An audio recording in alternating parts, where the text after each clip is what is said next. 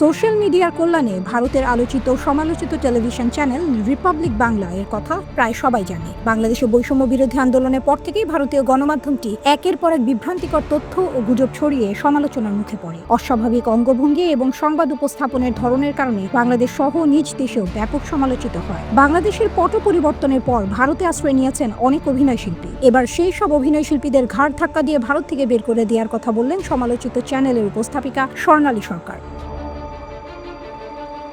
Social মিডিয়ায় viral হওয়া এক ভিডিওতে উত্তেজিত অবস্থায় তথাকথিত সাংবাদিককে বলতে শোনা যায়, প্রতিবেশী দেশ থেকে যারা আমাদের দেশে আসছেন, বাংলাদেশি নাগরিক যারা আমাদের দেশে রয়েছেন, থাকছেন, খাচ্ছেন, আমাদের এখানে এসে জীবিকা নির্বাহ করছেন, অভিনয় করছেন, নাম যশ প্রতিপত্তি বানাচ্ছেন, আমাদের ট্যাক্সের টাকায় যাদের অর্থ উপার্জন হয়, তারা বাংলাদেশের অসভ্যতামি দেখে চুপ করে আছেন কেন? বাংলাদেশ অভিনয় শিল্পীদের ওপর অভিযোগ ওঠান ওই সাংবাদিক। তিনি বলেন, তারা নিজের দেশের মানুষকে কোনো বার্তা দিচ্ছেন না। তোমরা এমন করো কেন? তোমরা এমন করো না, এমন করা যায় না। ভারত আমাদের বন্ধু। পেহেলগামের হামলার কথা তুলে ধরে বলেন, আমাদের দেশে এত বড় নাটকীয় ঘটনার পরেও কোনো নিন্দা জানাচ্ছেন। তারা শুধুমাত্র নিজেদের লাভ খুঁজছেন। কথায় বলে, কাজের বেলায় কাজী, কাজ ফুরালে পাজি। তারা শুধু নিজেদের কার্য উদ্ধারের করার জন্য বসে আছেন। সেই সমস্ত অভিনেতা অভিনেত্রীদের ঘাড় ধাক্কা দিয়ে বের করে দেওয়া উচিত।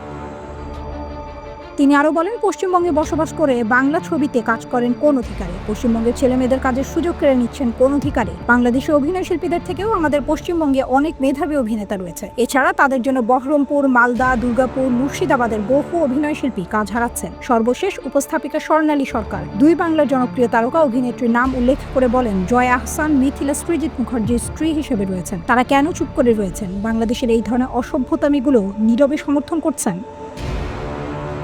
হ্যালো এভরিওয়ান, কেমন আছেন? নিশ্চয়ই ভালো আছেন। আমি নীরব প্রজন্ম টিভিকে জানাচ্ছি অনেক অনেক শুভকামনা, অনেক অনেক ভালোবাসা এবং অনেক ভালোবাসা প্রজন্ম টিভির জন্য অনেক অনেক ভালো।